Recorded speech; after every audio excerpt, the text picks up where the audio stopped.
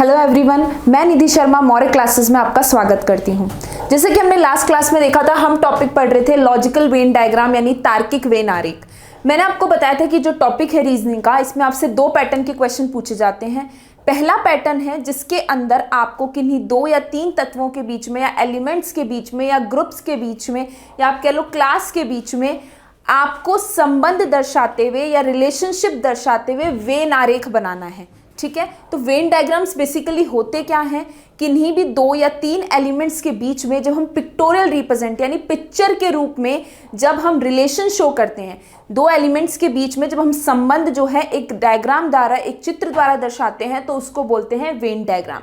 तो मैंने आपको बताया था कि वेन डायग्राम जो टॉपिक है, इसके अंदर हमें बेसिकली तीन वेन डायग्राम्स जो हैं, तीन मुख्य तरीके के वेन आरेख बनाने आने चाहिए। जिसमें पहला हमारा था, फर्स्ट हमारा था ऑल की कंडीशन, यानी कि सभी, ऑल या सभी की कंडीशन, जिसके अंदर हम ये बोलते हैं कि एक क्लास का, एक ग्रुप का या एक एलिमेंट का सारा भाग दूसरे के अंदर है, यानी कि all A are B. All A are B, जब किसी भी दो एलिमेंट्स के बीच में इस तरह का संबंध दर्शाना हो कि सभी का, एक क्लास का सारा पार्ट बी के अंदर है, तो हम उसको वेन आरेख के रूप में इस तरीके से दर्शाते हैं। जैसे कि मैंने आपको इसका एक एग्जाम्पल दिया था, पुरुष और पिता, यानी कि मेल एंड फादर। अगर मुझे मेल और फादर के बीच में रिलेशन दर्शाना है, रिलेशनशिप शो करनी है, तो मैं किस तरीके से दर्शाऊंगी कि जितने भी फादर होंगे, आपको पता है जितने भी फादर होंगे वो सारे के सारे क्या होंगे, male. All fathers are male. जितने भी पिता होंगे वो सारे पुरुष होंगे। ठीक है, तो पहला टाइप हमारा ये था ऑल का।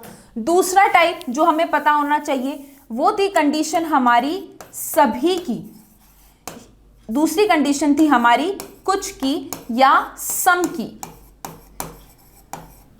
सम का रिलेशन, जहां मुझे ये दर्शाना हो कि दो एलिमेंट्स के बीच में इस तरह का रिलेशन रिप्रेजेंट करना हो जहां दो एलिमेंट्स के बीच में सम का रिलेशन है, यानी ए क्लास का कुछ ही पार्ट बी के अंदर है, ए क्लास का कुछ ही पार्ट बी के अंदर है, या वाइस वर्सा कह लो कि बी का कुछ पार्ट ए के अंदर है।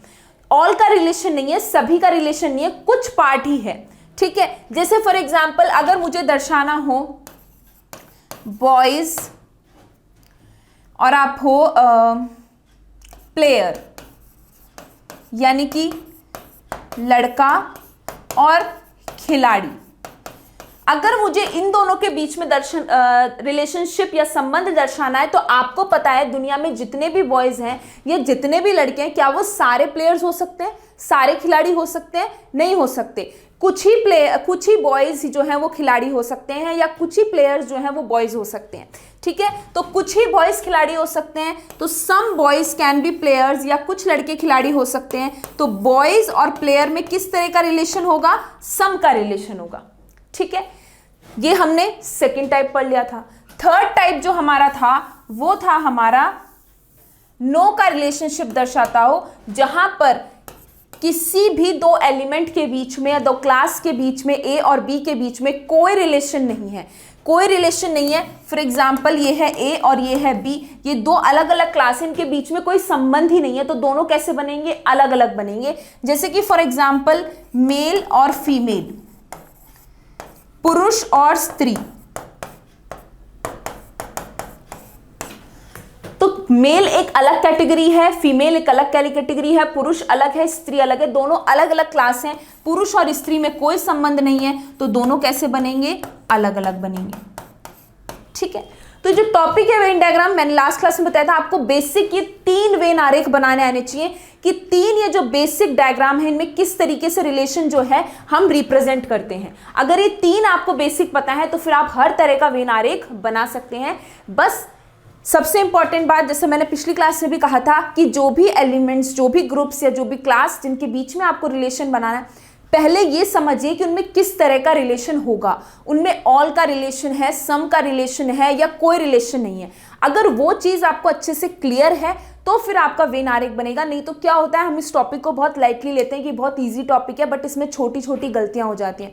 तो इस टॉपिक के लिए हमें आसपास की चीजें, जनरल चीजें, साइंस से रिलेटेड चीजें, हमारी जो सोशल चीजें हैं, उन सब के बारे में नॉलेज होनी चाहिए कि किस में किस तरीके का रिलेशन होता है, तो फिर हम इसमें वेन आरेख सही तरीके से बना पाएंगे। तो लास्ट क्लास में हमने कुछ क्वेश्चंस किए थे इसके ऊपर, आज कुछ और क्वेश्चंस करेंगे जिससे आपको अच्छे से क्लियर हो जाए।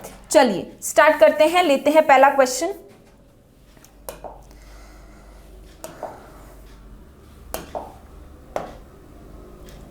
देखिए फर्स्ट क्वेश्चन क्या कह रहा है।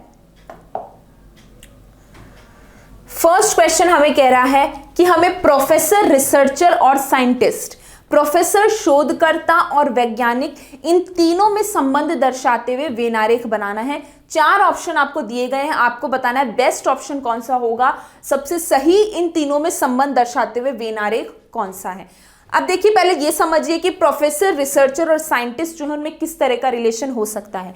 आपको पता है कि जो साइंटिस्ट होते हैं, या आप ये कह लो कि जो प्रोफेसर्स होते हैं हमारे, वो साइंटिस्ट भी हो सकते हैं। कुछ, सभी के लिए नहीं कह रही, पर कुछ प्रोफेसर साइंटिस्ट हो सकते हैं, ठीक है, कि जो है वो प्रोफेसर भी हैं, मतलब वो लेक्चर भी लेते हैं और वो साइंटिस्ट की तरह भी हैं, ठीक है, वो वैज्ञानिक भी हैं। और कुछ ही प्रोफेसर शोधकर्ता भी हो सकते हैं कि वो पढ़ाते भी हैं और उसके साथ साथ वो किसी चीज पर रिसर्च भी कर रहे हैं, यानी वो रिसर्चर भी हैं, ठीक है। ऑल की बात नहीं होगी, आपको पता है सभी के लिए केस पॉसिबल नहीं है, लेकिन कुछ प्रोफेसर शोधकर्ता हो सकते हैं और कुछ प्रोफेसर वैज्ञानिक भी हो सकते हैं, कि वो जो है प्रोफेसर भी है, मतलब कहीं पढ़ा भी रहे हैं और उसके साथ साथ वो एज ए साइंटिस्ट भी हैं, मतलब साइंटिस्ट की तो जॉब भी करते हैं, वो साइंटिस्ट हैं, साथ में वो पढ़ा भी रहे हैं और किसी चीज़ पर रिसर्च भी कर रहे हैं। क्यों? क्योंकि साइंटिस्ट का काम होता है कुछ ना कुछ रिसर्च करना, तो सम का रिलेशन हो सकता है। तीसरी चीज़, कुछ रिसर्चर्स जो हो सकते हैं वो साइंटिस्ट भी हो सकते हैं, या कुछ साइंटिस्ट भी रिसर्चर हो सकते हैं कि वो साइंटिस्ट है और रिसर्च भी करें। तो तीनों में किस तरह का रिलेशन आपको दिख रहा है? सम का रिलेशन दिख रहा है कि some professors can be researcher, some researcher can be professor, vice versa, दोनों तरफ से। इसी तरीके से some researcher can be scientist और some professors can be scientist. तो तीनों में सम का रिलेशन है। ये जो 3 एलिमेंट मुझे दिए गए थे, प्रोफेसर, रिसर्चर और साइंटिस्ट, तीनों के अंदर किस तरह का रिलेशन है? सम का रिलेशन है कि कुछ प्रोफेसर्स साइंटिस्ट भी हो सकते हैं, कुछ प्रोफेसर रिसर्चर भी हो सकते हैं, इसी तरीके से कुछ साइंटिस्ट भी रिसर्चर हो सकते हैं, ठीक है। तो तीनों के अंदर सम का रिलेशन है। ऐसा कौन सा ऑप्शन है आपका? ऑप्शन नंबर डी आपका राइट आंसर है। तो इस तरीके से आपको सोचना पड़ेगा। ऐसे नहीं आपने बोला कि प्रोफेसर एक अलग डेजिग्नेशन है, साइंटिस्ट अलग है, शोधकर्ता अलग है, तो तीनों को अलग अलग कर दिया। बहुत अच्छे से सोच समझ के कि आपको पता है कि कुछ साइंटिस्ट जो होते हैं वो रिसर्चर्स भी हो सकते हैं, प्रोफेसर्स भी हो सकते हैं। तीनों में हमारा सम का रिलेशन आएगा। ऑप्शन नंबर डी आपका राइट आंसर होगा, ठीक है। चलिए नेक्स्ट क्वेश्चन।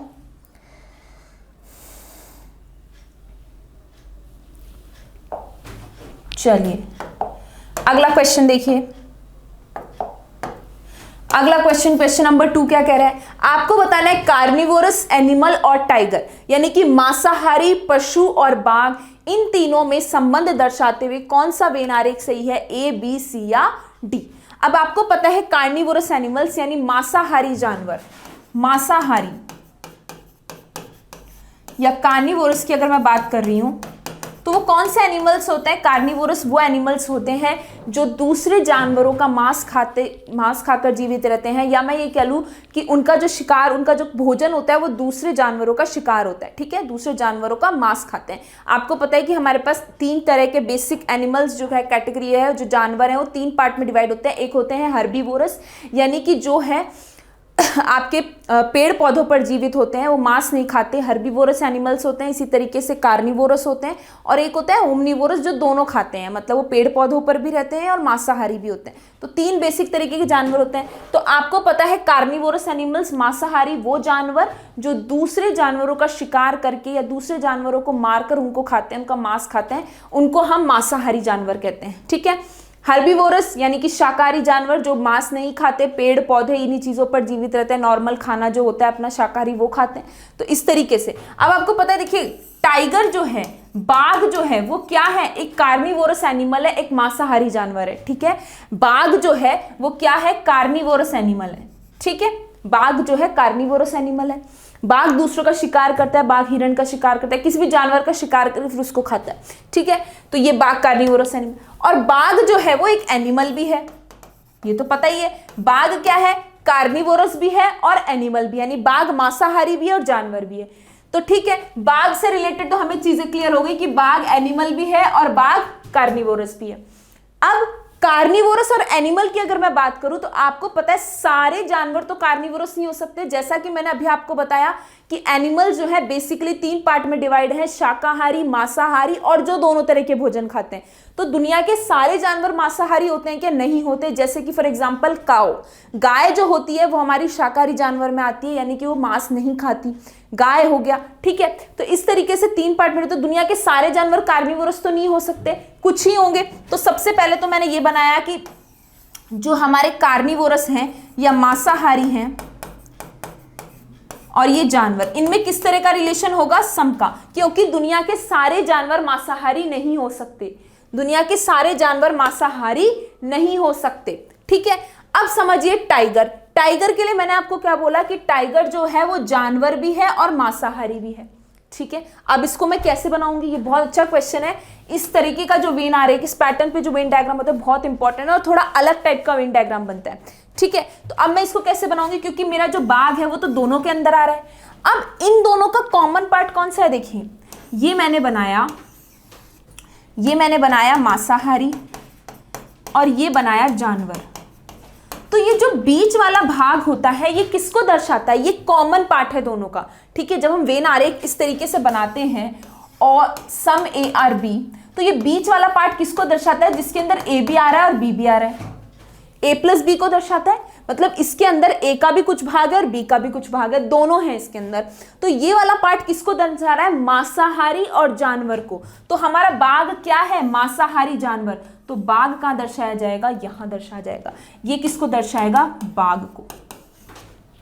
समझ में आई चीज, क्योंकि जब भी हम इस तरीके का वेन आरेख बनाते हैं जहां सम का रिलेशन शो होता है, तो ये बीच वाला जो कॉमन पार्ट होता है जहां दोनों इंटरसेक्ट करते हैं, ये बीच वाला जो भाग होता है वो दर्शाता है ए प्लस बी को। अगर मैं ए और बी के रूप में दर्शा रही हूं तो जहां पे ए भी है और बी भी है, इनका कॉमन भाग है। तो जब हमें पता है कि बाघ मेरा मांसाहारी भी है और जानवर भी है, तो बीच वाला भाग उसी को दर्शा रहा है, तो इसके अंदर बाघ आएगा, क्योंकि दुनिया के जितने भी बाघ होंगे सारे बाघ मांसाहारी भी हैं और जानवर भी हैं। तो इसीलिए हमने जो बीच का पार्ट था मांसाहारी प्लस जानवर, वो इसका बीच का भाग, उसके अंदर बाघ को बना दिया। तो कुछ अलग टाइप का वेन आरेख था, इस तरीके से हमने दर्शाया गया, ठीक है। चलिए, तो आपका option number D right answer है। बहुत अच्छा क्वेश्चन था ये।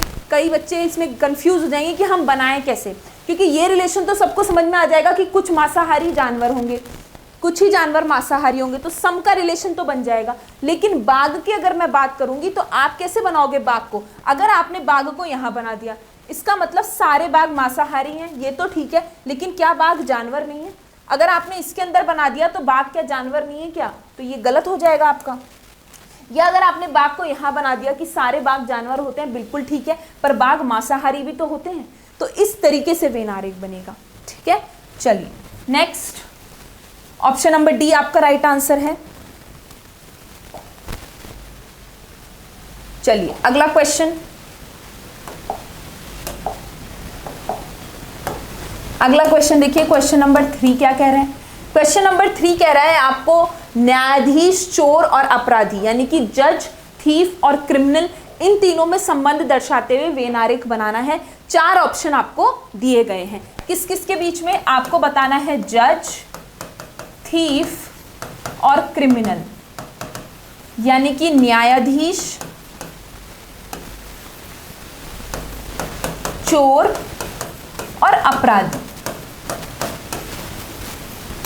अब पहले समझते हैं इनमें रिलेशन होगा किस प्रकार का। आपको पता है न्यायाधीश या जज कौन होता है, जो भी हमारी संविधान है, जो भी हमारी कॉन्स्टिट्यूशन है, उसके अंदर हमारे पता है कोर्ट्स होते हैं हमारे, ठीक है, कोर्ट होते हैं, हाई कोर्ट होता है, सुप्रीम कोर्ट होता है, इस तरीके से। तो उनको जो हमारा जज होता है, जो न्याय देता है, वो जज की पोस्ट पे बैठता है, उसको हम न्यायाधीश बोलते हैं। तो क्या जज का कुछ रिलेशन चोर या अपराधी से है, न्यायाधीश क्या है? जज है, कोर्ट के अंदर जजेस होते हैं जो हमारा फैसला सुनाते हैं, ठीक है। तो ये क्या है? ये तो एक अलग ही कैटेगरी हो गई, एक अलग ही क्लास हो गई। थीफ और क्रिमिनल की बात करें तो ये तो अलग होगा, इतना तो समझ में आ गया कि जज अलग बनेगा, जज या न्यायाधीश अलग बनेगा। क्यों? क्योंकि उनका कोई संबंध थीफ और क्रिमिनल से नहीं है। ऐसा तो है नहीं कि हम किसी चोर को उठा के न्यायाधीश बना देते हैं, नहीं बनाते ना, बहुत रेप्यूटेड पोस्ट होती है, क्योंकि ये क्या करता है? न्याय देता है, ठीक है। तो जज तो अलग कैटेगरी में हो गया। आपको पता है दुनिया के जितने भी चोर होंगे वो सारे के सारे क्या होंगे? अपराधी होंगे। भाई कोई भी चोरी करता है, किसी भी प्रकार की चोरी हो, चाहे वो पॉकेट चोरी करता है, चाहे वो किसी और प्रकार की चोरी करता है, घर की चोरी करता है, बैंक की चोरी करता है, जो भी चोरी करता हो वो है तो क्या? अपराधी की कैटेगरी में। चाहे आपने एक पेंसिल ही क्यों ना चुराई, पर आप आएंगे अपराधी की कैटेगरी में। यानी कि दुनिया के जितने भी चोर होंगे सभी चोर क्या होंगे? सभी चोर अपराधी होंगे। किसी भी प्रकार की चोरी हो पर वो आएगी अपराध के अंदर ही। तो सभी चोर, सभी थीफ क्रिमिनल होंगे और जज अलग हो गया। तो ऐसा कौन सा ऑप्शन है आपका? ऑप्शन नंबर बी आपका राइट आंसर है, ठीक है। चलिए नेक्स्ट क्वेश्चन।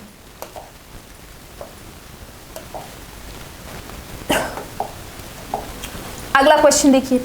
अगला क्वेश्चन आपसे कह रहा है आपको बताना है फैक्ट्री, मशीनरी और प्रोडक्ट, यानी कि कारखाना, मशीनरी और उत्पाद, इन तीनों में संबंध दर्शाते हुए कौन सा वेन आरेख सही है, या कौन सा वेन डायग्राम जो है बेस्ट रिलेशनशिप इन तीनों में शो करता है। अब आपको पता है कोई भी फैक्ट्री है, पहले रिलेशन समझते हैं। कोई भी फैक्ट्री है, किसी भी चीज की फैक्ट्री हो तो उसके अंदर मशीनरी तो होगी। कोई भी फैक्ट्री होगी उसके अंदर मशीनरी तो होगी, जब वो किसी चीज़ का प्रोडक्शन कर रही है। मशीनरी किसी भी टाइप की हो सकती है, ऐसा नहीं कि आप बड़ी बड़ी मशीन्स को ही मशीन कहेंगे।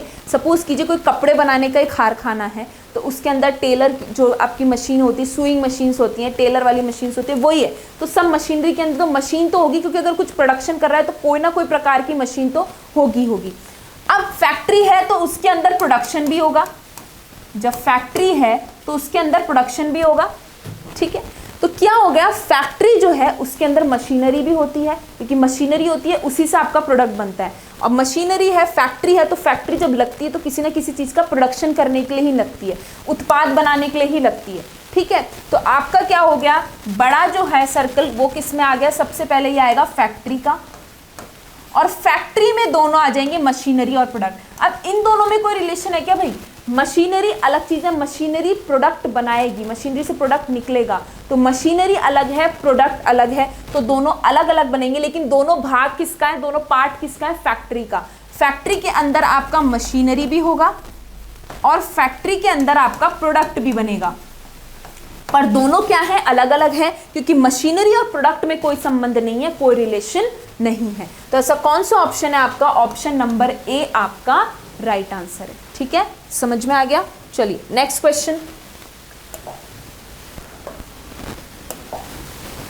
देखिए। वेन डायग्राम के जो क्वेश्चंस हैं उनको अगर आपका जो भी एलिमेंट्स आपको दे रखे हैं, जो भी क्लास आपको दे रखी है, जो भी ग्रुप्स हैं, उनके बीच में अगर आपको रिलेशन पता है ना तो फिर कोई प्रॉब्लम नहीं, क्योंकि आपको बेसिक डायग्राम तो बनाने आ ही गए कि मुझे सभी का रिलेशन कैसे दर्शाना है, मुझे कुछ का रिलेशन कैसे दर्शाना है, मुझे जिसमें कोई रिलेशन नहीं है उसको कैसे दर्शाना है। तो वो तीनों अगर हमें पता है, उसके बाद दिक्कत अगर आपने इनको ढंग से समझ लिया कि जो भी एलिमेंट आपको देखो उनमें किस प्रकार का रिलेशन है, फिर कोई प्रॉब्लम नहीं है। फिर आपके लिए विद इन सेकेंड्स का काम है, फिर आपके लिए वेन आरेख बनाना 1 सेकंड का काम है। लेकिन उससे पहले आप रिलेशन को अच्छे से समझिए, 1 मिनट नहीं तो 2 मिनट में समझिए, कोई दिक्कत नहीं है, बट रिलेशन एकदम करेक्ट होना चाहिए। आपको अच्छे से सब चीज़ों को सोच समझ के फिर बनाना है, नहीं तो इसमें बहुत गलतियां हो जाती हैं। लगता टॉपिक ईजी है, जैसे मैंने फिर कह रही हूँ बार बार, लगता टॉपिक ईजी है, लेकिन सही से अगर आप रिलेशन समझ रहे हैं तो फिर कहीं दिक्कत नहीं आएगी।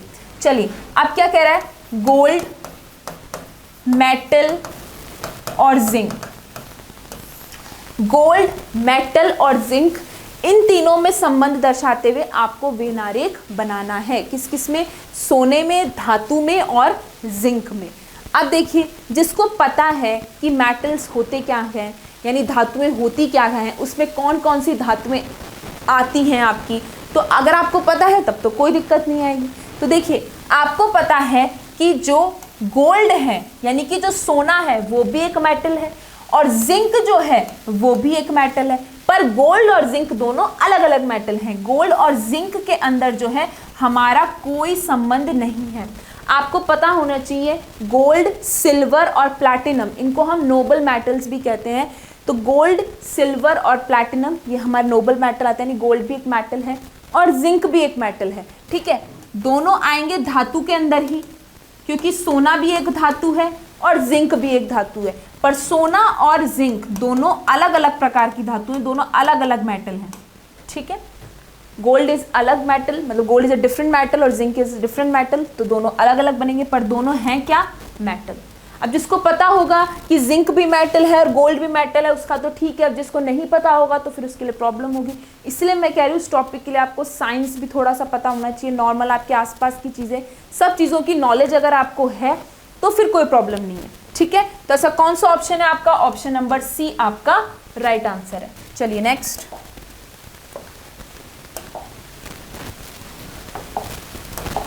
अब अपन जितने भी क्वेश्चन कर रहे हैं, जितने भी हमने लास्ट क्लास में क्वेश्चंस किए और जितने भी आज अपन कर रहे हैं, अगर आप उनको ढंग से समझ लेंगे तो आपको कोई प्रॉब्लम नहीं, क्योंकि मैंने कोशिश की हर तरह का, मतलब हर पैटर्न का क्वेश्चन लेने की, चाहे आपका साइंस से रिलेटेड हो, चाहे आपका सोलर सिस्टम से रिलेटेड हो, चाहे आपकी जनरल चीज़ों से रिलेटेड हो, ज्योग्राफी से रिलेटेड हो, सब चीज़ों से एक एक दो दो क्वेश्चन आएंगे तो आपको कोई इशू नहीं आएगा। फिर अगर आपने इनको ढंग से कर लिया इन क्वेश्चंस को भी तो आपको एग्जाम में कोई दिक्कत नहीं आएगी। चलिए अगला क्वेश्चन आपसे कह रहा है 6th क्वेश्चन, माउंटेन, फॉरेस्ट और अर्थ, यानी कि पहाड़, जंगल और पृथ्वी, इन तीनों में संबंध दर्शाते हुए आपको वेन आरेख बनाना है। किस किस में? पहाड़, जंगल और पृथ्वी, यानी कि माउंटेन, फॉरेस्ट और अर्थ।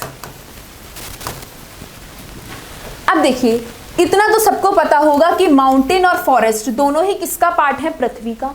ठीक है, अर्थ के ऊपर दोनों पाए जाते हैं, जंगल भी पाया जाता है और माउंटेन्स यानी कि पहाड़ भी पाए जाते हैं। दोनों पार्ट किसका है? पृथ्वी का। तो इतना तो समझ में आ गया कि हम बनाते हैं एक बड़ा सर्कल, किसका? पृथ्वी का या अर्थ का। अब उसके अंदर दोनों आएंगे। अब कई लोग क्या गलती करेंगे कि पहाड़ अलग चीज है, यानी माउंटेन्स अलग है और फॉरेस्ट अलग है, दोनों को अलग अलग बना देंगे। पर एक बात ध्यान रखिए, कई बार क्या होता है, जो हमारे जंगल होते हैं वो कहाँ होते हैं? माउंटेन पे। मतलब कुछ फॉरेस्ट किसका पार्ट होता है? माउंटेन का। ऐसा थोड़ी कि जो पहाड़ होते हैं उसके ऊपर जंगल नहीं, तो कुछ पहाड़ों के ऊपर भी जंगल होते हैं, या हम कह सकते हैं कुछ जंगल में भी पहाड़ होते हैं। ऐसा भी तो हो सकता है, ऐसा हो सकता है, बिल्कुल होता है। तो यानी ये क्या हो जाएगा? कुछ पार्ट जंगल का किसके अंदर आ जाएगा? पहाड़ के अंदर आ जाएगा। क्यों?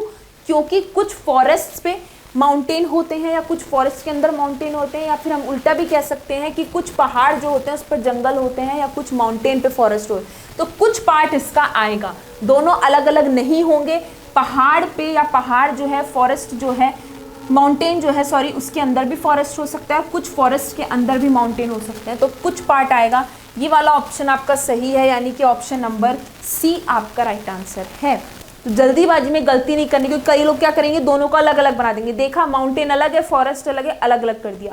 बट सोच के चलिए, ऐसा थोड़ी होता है। कई बार कई जगह पर क्या होता है, माउंटेन्स के ऊपर भी फॉरेस्ट होते हैं, या उल्टा कह लो कि जहाँ फॉरेस्ट होते हैं वहाँ माउंटेन भी होते हैं। ठीक है, तो सम का रिलेशन आएगा। ऑल नहीं, सभी जगह ऐसा नहीं होता, पर कुछ जगह ऐसा होगा। तो ऑप्शन नंबर सी आपका राइट आंसर है। चलिए नेक्स्ट, चलिए अगला क्वेश्चन देखिए। एयर, ऑक्सीजन और वाटर, यानी कि हवा, ऑक्सीजन और पानी, इन तीनों में संबंध दर्शाते हुए आपको वेन आरेख बनाना है। किस किस में बनाना है? एयर, ऑक्सीजन और वाटर, यानी कि हवा, ऑक्सीजन और पानी। अब पानी का फॉर्मूला सबको पता होगा, H2O। H2O यानी हाइड्रोजन और ऑक्सीजन के मॉलिक्यूल से मिलकर वाटर बनता है। ठीक है, यानी कि आपको पता है कि पानी के अंदर ऑक्सीजन आ रहा है, कुछ पार्ट, पूरा पार्ट नहीं पर कुछ पार्ट आ रहा है। ठीक है, इसी तरीके से आपको पता है कि हवा के अंदर ऑक्सीजन होती है, बिल्कुल होती है। 21% हमारा जो है एयर के अंदर ऑक्सीजन होती है, 21%। ठीक है, 21%, पूरा तो नहीं होती पर 21% होती है, कुछ पार्ट इसका हो गया। ठीक है, यानी यहाँ सम का रिलेशन आ गया, यहाँ सम का रिलेशन आ गया। ठीक है, और आपको पता है कि हवा जो है यानी कि एयर जो है उसके अंदर पानी भी होता है, तो इसके अंदर भी सम का रिलेशन आ गया। यानी क्या हुआ तीनों के अंदर सम का रिलेशन आ गया। एयर ऑक्सीजन और वाटर, हवा ऑक्सीजन पानी, तीनों में कुछ कुछ का संबंध आ रहा है। क्यों? क्योंकि कुछ हवा में, मतलब कुछ हवा के पार्ट में ऑक्सीजन भी होता है, कुछ पानी में भी ऑक्सीजन होता है, और इसी तरीके से कुछ हवा में पानी। तो तीनों के अंदर सम का रिलेशन आ गया। ये आपका हो गया एयर, ये आपका हो गया ऑक्सीजन, और ये आपका हो गया वाटर। तीनों में सम का रिलेशन आ रहा है। तो ऐसा कौन सा डायग्राम है आपका? ऑप्शन नंबर बी आपका राइट आंसर है।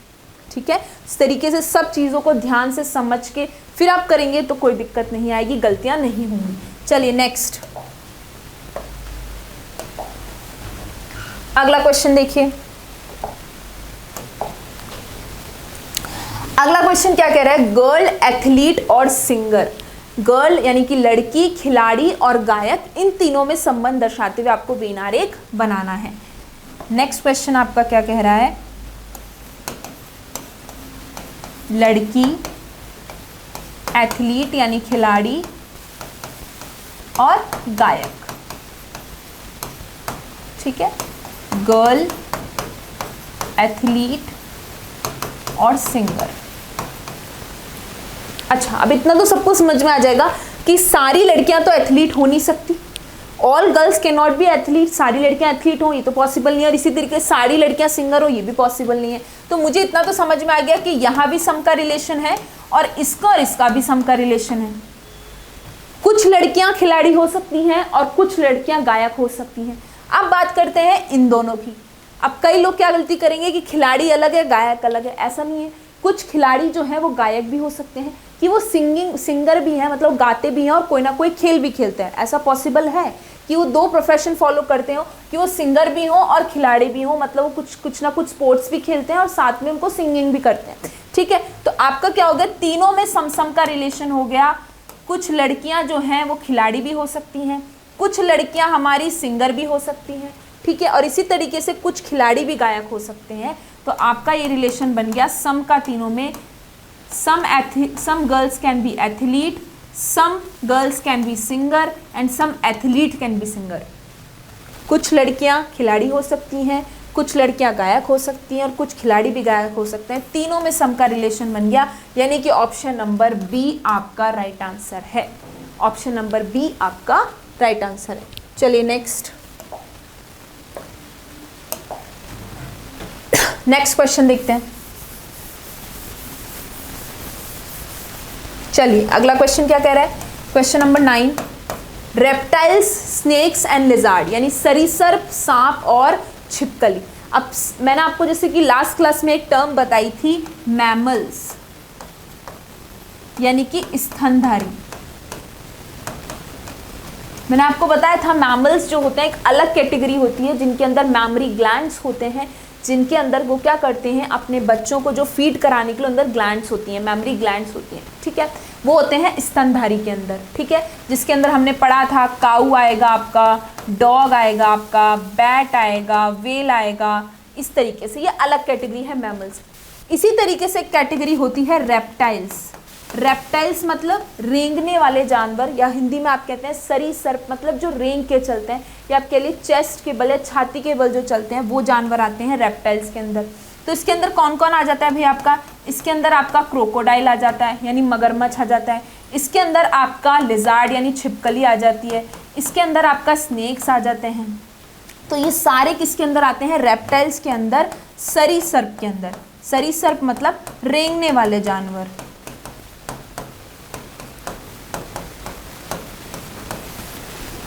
ठीक है, अब आपको पूछा किस किस के बीच में? आपको पूछा रिलेशन सरीसृप, सांप और छिपकली के बीच में। तो आपको पता है सांप और छिपकली दोनों ही किस तरह की कैटेगरी में आते हैं? रेप्टाइल्स की कैटेगरी में आते हैं। तो दोनों आ जाएंगे रेप्टाइल्स की कैटेगरी में, और दोनों क्या हो जाएंगे? अलग अलग। दोनों क्या हो जाएंगे? अलग अलग। क्यों? क्योंकि स्नेक एक अलग रेप्टाइल है और लिजार्ड अलग अलग, दोनों अलग अलग होते हैं ना भाई। स्नेक अलग है, सांप अलग होता है और लिजार्ड अलग होता है, अलग जानवर है। तो ये किसके अंदर आ जाएंगे? रेप्टाइल्स के अंदर, पर दोनों अलग अलग। ठीक है, दोनों ही सरीसृप हैं, दोनों ही रेप्टाइल है, पर दोनों अलग अलग है। तो ऑप्शन नंबर बी आपका राइट आंसर हो जाएगा। ठीक है, चलिए नेक्स्ट अगला क्वेश्चन देखिए। अगला क्वेश्चन कह रहा है एनिमल्स, मैन और प्लांट्स, यानी कि पशु, पुरुष और पौधे, इन तीनों में संबंध दर्शाते हुए आपको वेन आरेख बनाना है। एनिमल, मैन और प्लांट्स, एनिमल्स, मैन और प्लांट्स, पशु, पुरुष और पौधे।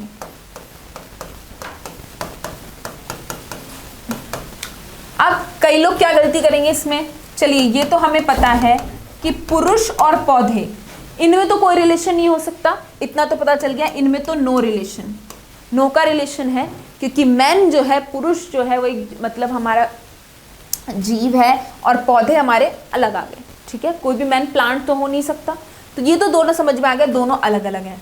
अब कई लोग क्या गलती करेंगे, एनिमल्स भी अलग है और पुरुष भी अलग है, इन दोनों में भी कोई रिलेशन नहीं है। एनिमल्स अलग है, प्लांट्स अलग है, एनिमल अलग कैटेगरी है, जानवर अलग आते हैं और पौधे अलग हैं, तो पता चल गया इन दोनों में भी कोई कैटेगरी नहीं है।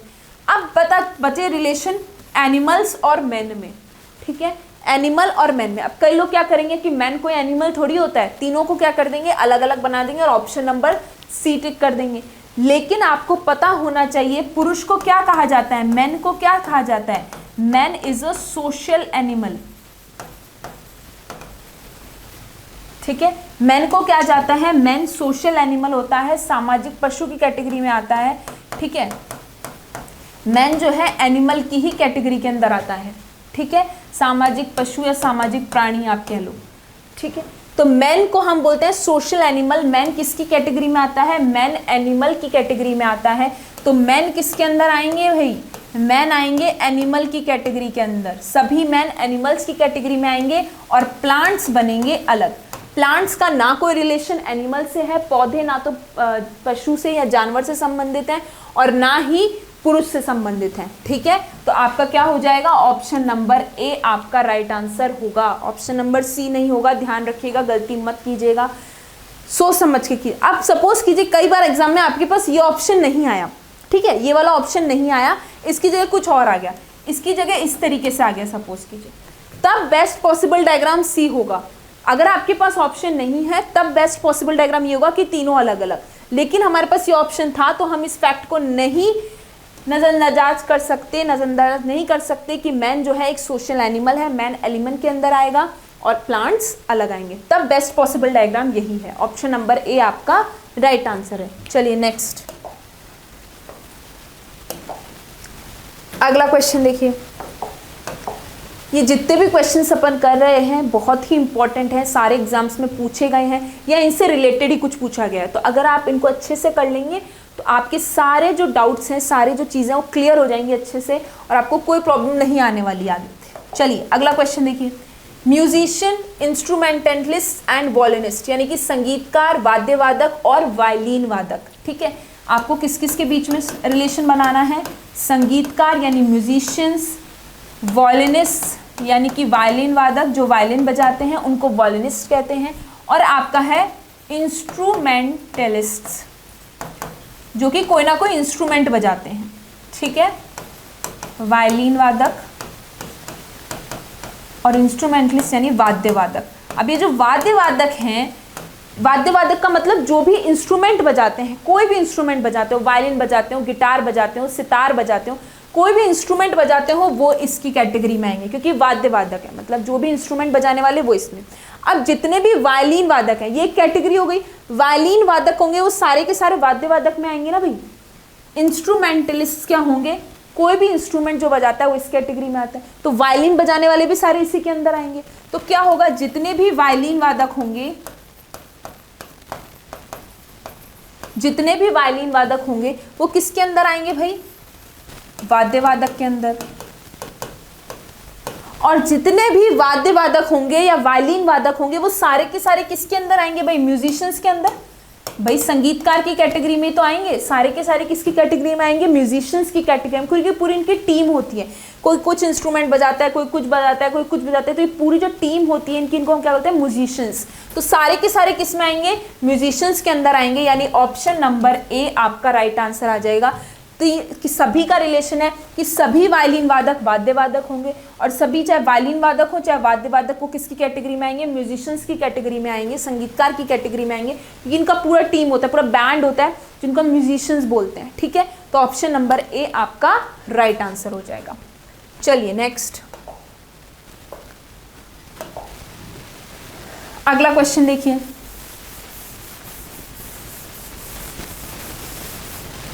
अगला क्वेश्चन क्या कह रहा है आपसे, नेक्स्ट क्वेश्चन आपसे कह रहा है क्वेश्चन नंबर 12, प्लम यानी कि बेर, फल और टमाटर, प्लम फ्रूट और टमाटो जो है इन तीनों के बीच में आपको रिलेशन बताना है। इन तीनों के बीच में आपको रिलेशन बताना है, प्लम, फ्रूट और टोमेटो, यानी कि बेर, फल और टमाटर। अब कई बार क्या होगा, कोई दिक्कत नहीं है भाई, हमें पता है बेर फल है, ये तो सबको पता होगा। प्लम जो होता है, बेर जो होता है, उसको इंग्लिश में प्लम कहते हैं, ये एक फल है, एक फ्रूट की कैटेगरी में आता है। और आपको पता है कि आप टोमेटो को जो है वेजिटेबल की कैटेगरी में रखोगे, वेजिटेबल यानी सब्जी में आता है, कि टोमेटो जो है वो सब्जी है। ठीक है, तो आप क्या करोगे, सभी बेर जो है वो तो फल के अंदर आएंगे, इसमें तो कोई दिक्कत नहीं है, इसमें तो कोई डाउट नहीं है कि जितने भी प्लम है, जितने भी बेर है, वो फ्रूट की कैटेगरी में आएंगे। ठीक है, और आप क्या रख दोगे, टमाटर को अलग। पर ऐसा क्या कोई आपको ऑप्शन दिखाई दे रहा है, ना ऑप्शन ए है, ना बी है, ना सी है, ना डी है। अब एग्जाम में यही केस आ गया हमारे पास, तो क्या करेंगे। अच्छा, अब एक और चीज याद रखना, एक और चीज समझते हुए चलना, टोमेटो जो है, टमाटर जो है, उसको हम फ्रूट की कैटेगरी में भी रखते हैं और वेजिटेबल की कैटेगरी में भी रखते हैं। टोमेटो जो है वो फ्रूट और वेजिटेबल दोनों की कैटेगरी के अंदर आता है। ठीक है, ये साइंस में आप चाहे पढ़ लेना, चाहे गूगल कर लेना, टोमेटो को जो है हम फ्रूट और वेजिटेबल दोनों की कैटेगरी में रखते हैं। देखिए, अगर आपने, ये भी ठीक है, कोई प्रॉब्लम नहीं है, अगर आपके पास सपोज कीजिए ऐसा ये ऑप्शन मिल गया है आपको, तो आप इस पर टिक करेंगे, ऑब्वियस सी बात है कि हमने इसको अलग कर दिया। लेकिन अब ये हमने बनाया और ये ऑप्शन में नहीं मिल रहा है हमें, तो ये बात भी ध्यान रखना कि जो टमाटर होता है या टोमेटो होता है वो दोनों आता है, it is considered both as a fruit as well as vegetable. ठीक है, साइंस में ऐसा माना गया है। ठीक है, तो अब क्या होगा, यानी कि हमारा टमाटर भी एक फल की कैटेगरी में आएगा। तो कैसे बनेंगे, ये आपका होगा फ्रूट, अंदर आएगा आपका प्लम यानी कि बेर, और आएगा टोमेटो, क्योंकि दोनों अलग अलग फ्रूट हैं, बेर अलग है, टमाटर अलग है, और दोनों किसकी कैटेगरी में आ रहा है, फ्रूट की कैटेगरी में आ रहा है। तो ऑप्शन नंबर बी आपका राइट आंसर होगा। ठीक है, चलिए नेक्स्ट, अगला क्वेश्चन देखिए। अगला क्वेश्चन कह रहा है एग्जामिनेशन क्वेश्चन और प्रैक्टिस, एग्जामिनेशन क्वेश्चन और प्रैक्टिस,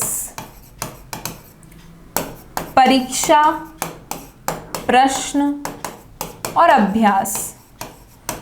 थोड़ा अलग टाइप का क्वेश्चन हो गया। देखिए, इन तीनों में संबंध दर्शाते हुए, इन तीनों में रिलेशनशिप शो करते हुए आपको वेन डायग्राम बनाना है, वेन आरेख बनाना है। अब देखिए, अब आपको पता है कि कुछ क्वेश्चंस की हम प्रैक्टिस करते हैं, ऐसा तो नहीं है कि हम सारे ही क्वेश्चन कर लेते, दुनिया में जितने क्वेश्चन हमने सबकी प्रैक्टिस कर ली, ये तो पॉसिबल नहीं है। तो हम कुछ प्रश्न की या कुछ क्वेश्चंस की हम क्या करते हैं, प्रैक्टिस करते हैं। ठीक है, तो कुछ प्रश्न का हम अभ्यास करते हैं। ठीक है, और इसी तरीके से कुछ प्रश्न हम मान लेते हैं एग्जाम में आते हैं। दुनिया जहान में जितने क्वेश्चन है सारे तो एग्जाम में नहीं आ जाते ना भाई, कुछ ही आएंगे। तो कुछ हमारे परीक्षा में हो गए प्रश्न, लेकिन क्या कुछ परीक्षा की प्रैक्टिस होती है क्या भाई? कोई एग्जाम आप देने जाते हो तो उसकी प्रैक्टिस अभ्यास रूप में होता है कि एग्जाम नहीं होता ना। तो परीक्षा और अभ्यास में कोई संबंध नहीं है, परीक्षा और अभ्यास में कोई संबंध नहीं है, लेकिन कुछ प्रश्न की हम प्रैक्टिस करते हैं। प्रश्न का कुछ भाग अभ्यास के अंदर आएगा, कुछ हम परीक्षा में देते हैं, तो कुछ पार्ट एग्जामिनेशन के अंदर आएगा, लेकिन परीक्षा और अभ्यास का कोई रिलेशन नहीं है। तो कौन सा आंसर होगा आपका? Option number C right answer होगा। ठीक है, चलिए नेक्स्ट अगला क्वेश्चन देखिए। अगला है वायर, कॉपर और पेपर, यानी कि तार, तांबा, तार, तांबा और कागज। वायर, कॉपर एंड पेपर, इन तीनों में बेस्ट रिलेशनशिप शो करता हुआ आपको वेन डायग्राम बनाना है। ठीक है, अब देखिए इतना तो पता है कि पेपर का तो कोई रिलेशन कॉपर से नहीं होगा और ना ही पेपर का कोई रिलेशन वायर से होगा, क्योंकि पेपर तो अलग है। क्या कोई पेपर कॉपर से बनता है क्या? नहीं। पेपर किससे बनता है? कागज बनता है। कागज की जो लुगदी होती है, पल्प होता है, उससे बनता है। तो इतना तो सबको पता होगा कि पेपर तो अलग होगा, क्योंकि पेपर का ना कोई रिलेशन तांबा से है और ना ही कोई वायर से। लेकिन आपको पता है कुछ वायर्स जो होते हैं वो कॉपर के बने होते हैं। सारे वायर्स दुनिया में जितने भी तार हैं, जितने भी, वो सारे के सारे कॉपर के बने हो, तांबे के बने हो, तो पॉसिबल नहीं है। बट इन दोनों में कैसा रिलेशन है?